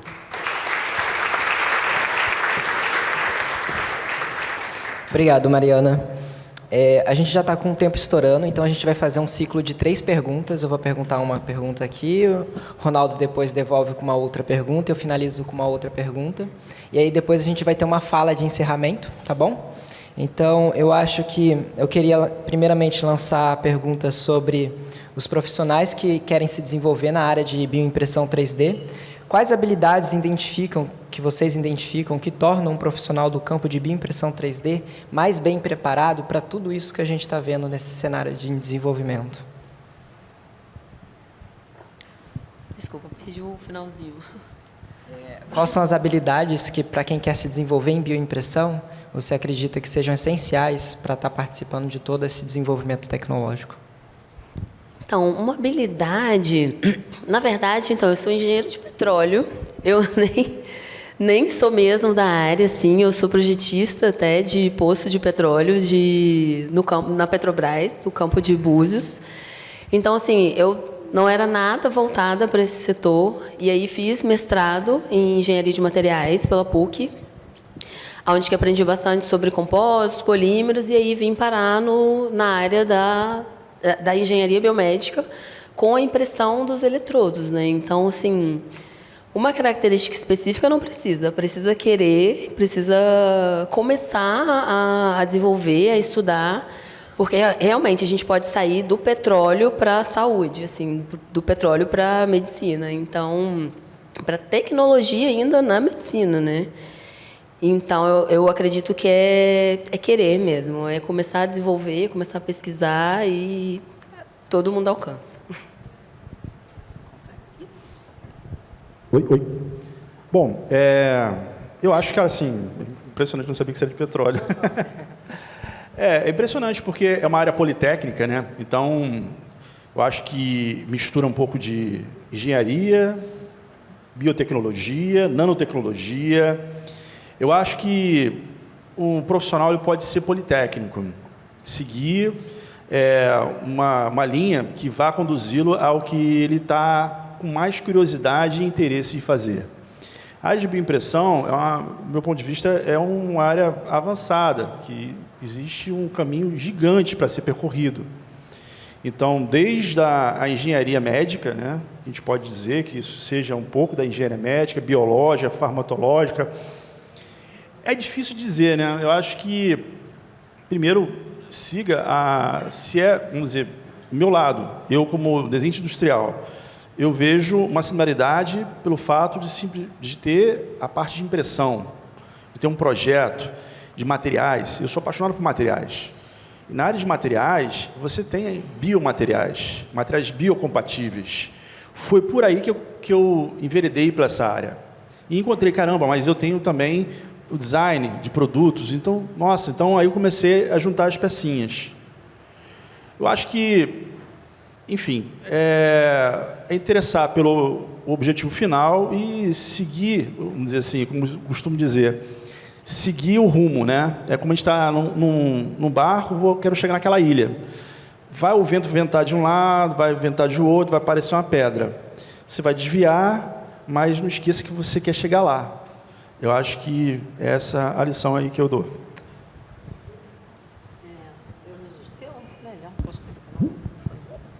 Bom, são só 3 de nós que vamos responder, é isso ou todos nós? Cada um pode responder. Tá, ok. Eu vou só complementar, né, que vai ficando cada vez mais difícil. Não, mas eu tenho algo para complementar, que, sim, você falou politécnico, eu falo multidisciplinar, é a mesma coisa, né? São várias facetas, todas elas têm condições, sim, tudo depende de quanto a pessoa se dedica, mas o que eu aconselho, principalmente para a parte da área de impressão 3D de medicamentos, não a bioimpressão, mas a bioimpressão também, é a internacionalização. Se a gente não sair da caixinha, se a gente não sair dos muros, não tem como alcançar. E foi assim que a gente fez, dentro de Farmanguinhos, pelo menos, para conseguir atingir o que a gente está hoje. Né? Então, sim, se abrir, procurar ajuda, se apresentar, ver os players, bater na porta, mesmo sendo fora do Brasil, sem medo, né? Então, acho que isso fez parte assim, da nossa experiência, desse protagonismo, de certa forma, da gente estar evoluindo bastante com a área para medicamentos, inclusive já chegando numa implementação em hospital que mostra um caráter translacional, né? Que é isso que a gente quer quando a gente está falando de produtos para o SUS. Tudo bem?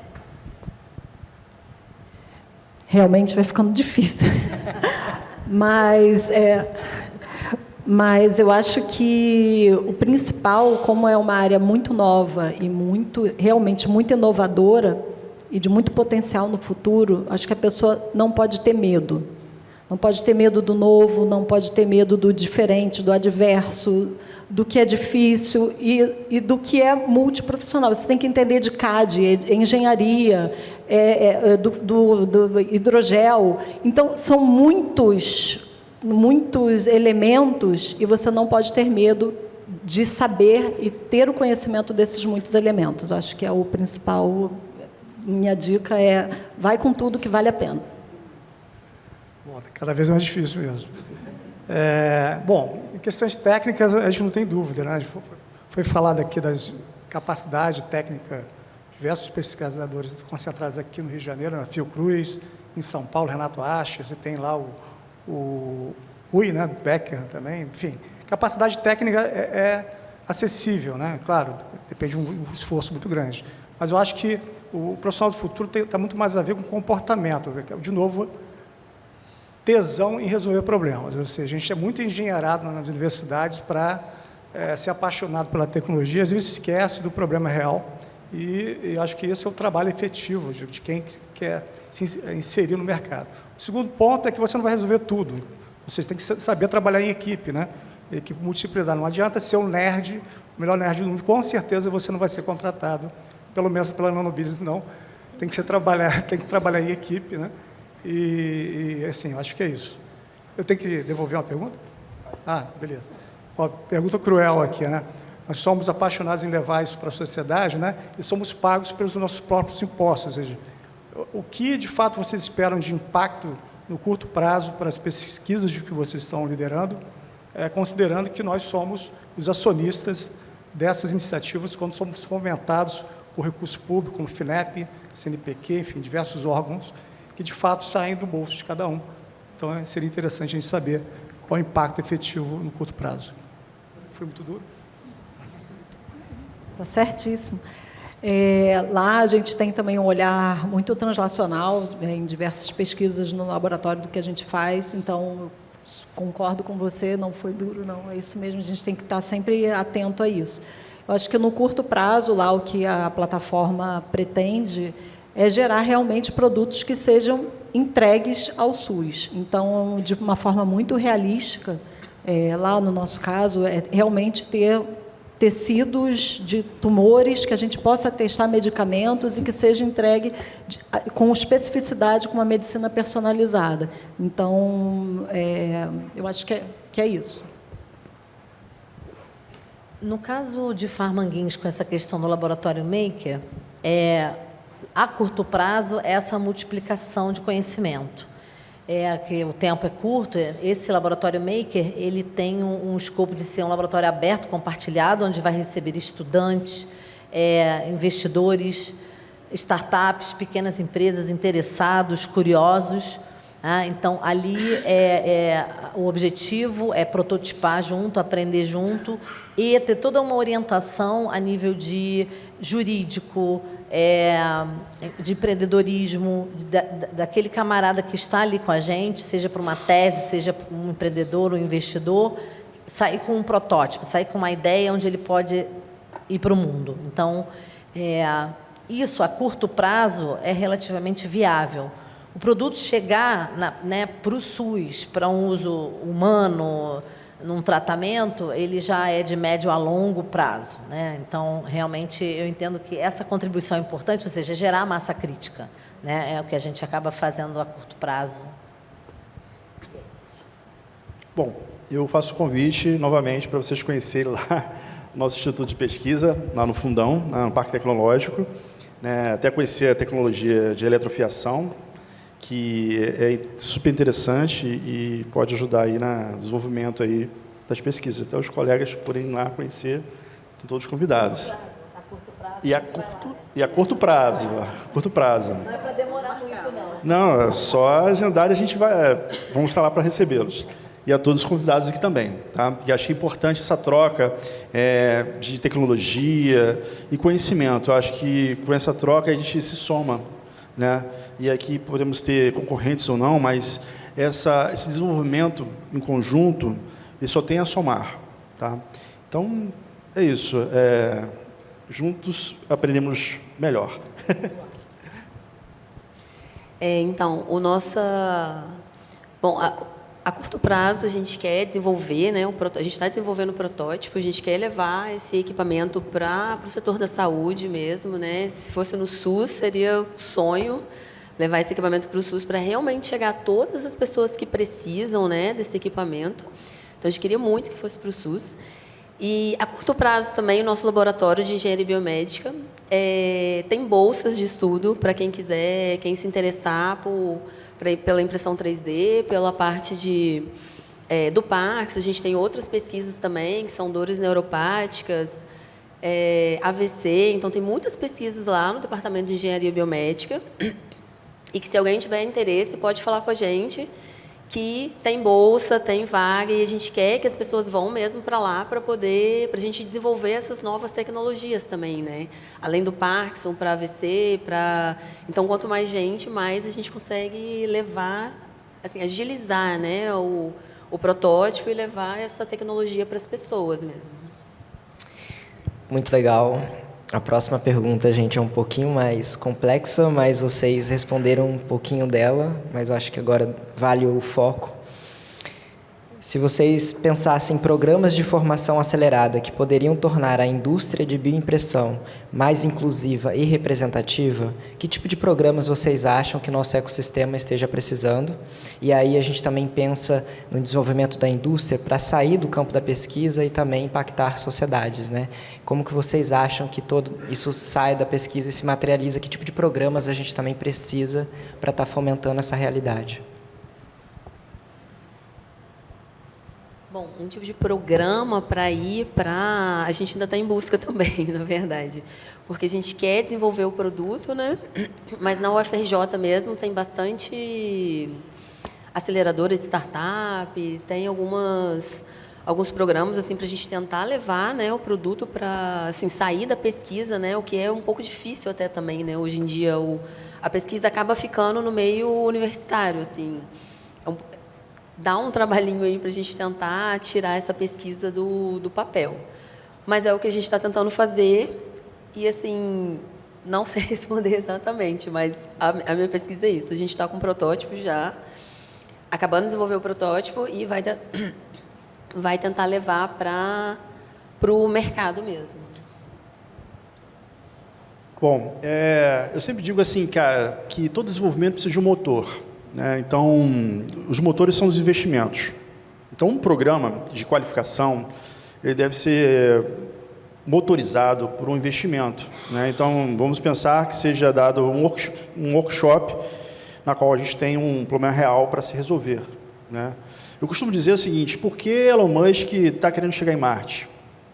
Justamente ele joga lá na frente para que se haja um desenvolvimento para chegar lá. Até lá, ele já vai colher muitos frutos.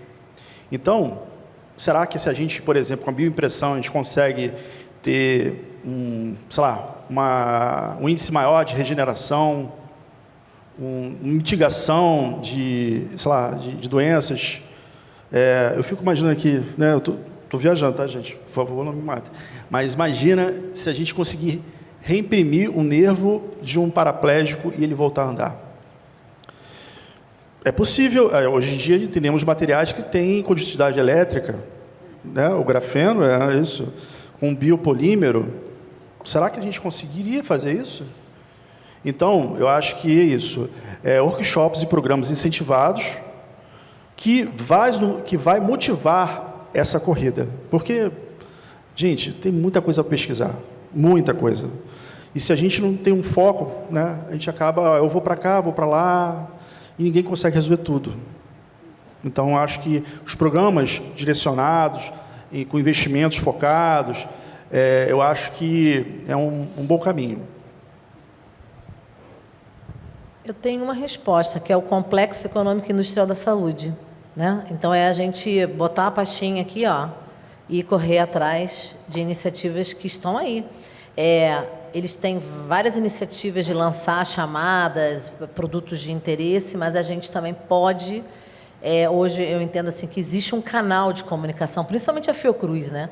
A Fiocruz tem vários canais com o Ministério da Saúde diretamente. O nosso projeto mesmo, na época do nosso Inova Labs, temos colegas aí, a gente teve reuniões diretamente com o Ministério da Saúde, onde eles falaram, eles nos indicaram a procurar o CTI Renato Archer, e hoje eu estou com uma empresa que tem uma impressora nacional farmacêutica, que a gente vai conseguir levar para o SUS, se Deus quiser, indicado pelo próprio Ministério da Saúde, porque veio desse grupo CT Renato Archer, como o Ronaldo também citou, que é uma referência brasileira, né? Então, é isso. É uma questão de perfil, né? Nós, pesquisadores, é isso aí. A gente tem que fazer tudo, ver se tem um vazamento no laboratório, mas também correr atrás de fomento, da parte política, e estão aí. Acho que essa oportunidade, né, do fortalecimento do SEIS, que é essa sigla, Complexo Econômico e Industrial da Saúde, é importante nesse nosso momento político, né? Então, eu acho que ela pode, sim, revolucionar. Só que, qual a característica do SEIS? Ele é muito da aplicação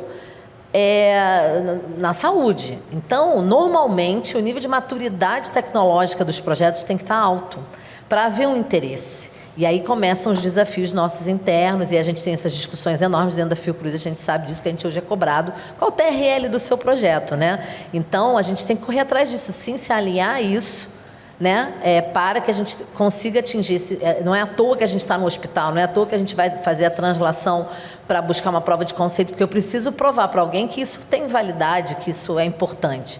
E dos clientes pode ser o SEIS, por que não? Acho que eu respondi. Eu acho que a gente está falando aqui de uma tecnologia de inovação, uma tecnologia de ponta, uma tecnologia que o mundo todo está de olho. Então, eu concordo com o Ricardo que, se não tiver investimento, não acontece. Ou a gente vai ficar engatinhando e o mundo vai engolir o Brasil. Então, se a gente quer fazer ciência nessa área, tem que ter investimento. Então, acho que é investimento e troca, né, como a Alessandra colocou, trocam com parceiros internacionais, ver o que estão fazendo. Então, acho que o segredo, acho que são programas de incentivo, né, de financeiro, e parceria entre os players nacionais e internacionais que estão trabalhando nessa área. Acho que foi inclusão, não é isso? Ah, tá. Então, deixa eu... Pode tentar. Assim, essa questão da inclusão, do problema da equidade, da diversidade, é um problema desde a nossa tataravó lá, que eu mostrei a foto, quando ela ou ele, né, criaram o fogo. Né? Quer dizer, provavelmente foi uma tecnologia concentrada e muitos não tiveram acesso. Esse é um problema recorrente ao longo do tempo, e a sensação que eu tenho é que isso tem que ser estabelecido por top-down. Né? Então, assim, um pouco de experiência que eu estou tendo como avaliador de projetos na área de inovação em países desenvolvidos, né? A regra é simples, olha, está aqui o recurso, você precisa de recurso para fazer pesquisa, você precisa de recurso para ser um empreendedor, então tem aqui recurso não reembolsável, grants e tal, desde que você atenda ao IDE, que é inclusão, diversidade e equidade, ou seja, a tua equipe, você tem que provar isso, né? Caso contrário, você não consegue continuar recebendo. Assim, né? Acho que a história é dessa forma, e acho que vale a pena copiar para os modelos que estão aqui no Brasil, né, de fomento. Né? É isso. Muito obrigado, galera. Agora eu vou chamar um convidado especial aqui para dar um fechamento para a gente, uma fala final, o Akira Uoma. Akira, pode subir, por favor. Ele vai estar dizendo aqui as perspectivas dele da área da saúde. Ele é da Fiocruz. Tudo bom?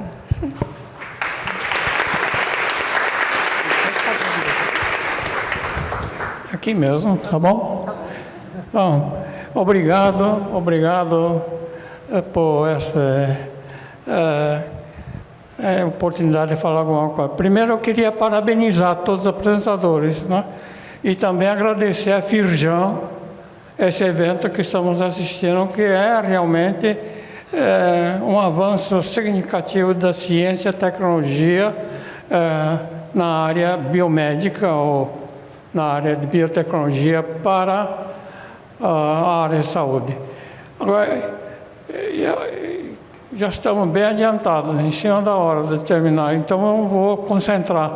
Eu acho que tem vários desafios nesse processo todo. Primeiro, o grande desafio é a massificação da oferta desse trabalho. Eu acho que vocês têm essa responsabilidade de duplicar, triplicar, quadruplicar grupos para poder trabalhar nesse processo e oferecer essas possibilidades que mostraram aqui para a população em geral. Senão vai ficar, porque é um tratamento personalizado, altamente personalizado, para a maior parte das propostas que vocês colocam. Então, tem que oferecer, tem que dar quantidade também, e também outra questão que eu gostaria de colocar, a qualidade também, que tem que ser garantida a qualidade. E aí a aplicação de boas práticas de fabricação nesse processo todo é absolutamente necessário, né? Ter a aprovação da Anvisa para poder ter esse produto para aplicação em pessoas é absolutamente necessário. E boas práticas de laboratório no processo de desenvolvimento e boas práticas de produção no produto, quando tiver o produto, é absolutamente necessário. E penso que deveriam já ter esse norte para garantir essa qualidade, né? E certamente vai ter outros problemas que precisam ser equacionados, né? Então, eu acho que para seguir em frente tem que ter pelo menos essas duas questões que eu formulei aqui, de massificar realmente, porque a questão é personalizada, né? E a oferta é para cada indivíduo. Né? Eu fico pensando aqui que temos enormes desafios, por exemplo, na área de transplantes, por exemplo. Sabe? Tem uma fila enorme na população esperando órgãos de doadores, coisas assim. E muita gente morre antes de já receber. Tá? Quer dizer, isso seria um caminho a pensar e priorizar. E, claro, tem outras questões absolutamente importantes que você sabe muito mais do que eu. Então, era um pouco isso que eu queria deixar e parabenizar, né? E dizer que estamos colocando esse como um evento preparatório do nosso simpósio internacional que realmente começa já amanhã com outros eventos. Obrigado mais uma vez e parabéns para todos aqui envolvidos nesse processo aqui. Obrigado. Obrigado, Akira. Obrigado. Gente, com isso a gente está finalizando o aquário, a gente já está estourando no tempo, a gente planejava também, quem quisesse fazer um passeio no Fab Lab para estar conhecendo, mas a gente já está no limite. Então, faço um convite, a gente geralmente tem um dia especial no Fab Lab que chama Open Day, é um dia gratuito, que você não paga nada, só precisa fazer a inscrição no site, em que você pode vir no Fab Lab e conhecer o espaço, se você quiser mexer na máquina, você também pode, trocar ideias com as pessoas que vêm. Então, venham se vocês tiverem mais interesse sobre coisas de fabricação digital. E finalizando com a fala do Akira, eu também acredito que a massificação, ela não é só a questão de entregar para a população, mas que também essas tecnologias cheguem acessíveis para as pessoas, que elas também possam usar uma impressora e receber a formulação delas, às vezes, em casa, para estar imprimindo o medicamento, né? Gente, aqui tem um QR Code de avaliação, se vocês gostaram do aquário, tá? Então, por favor, respondam. E muito obrigado a presença de todos. Parabéns para todos os palestrantes e convidados. Vocês arrasaram.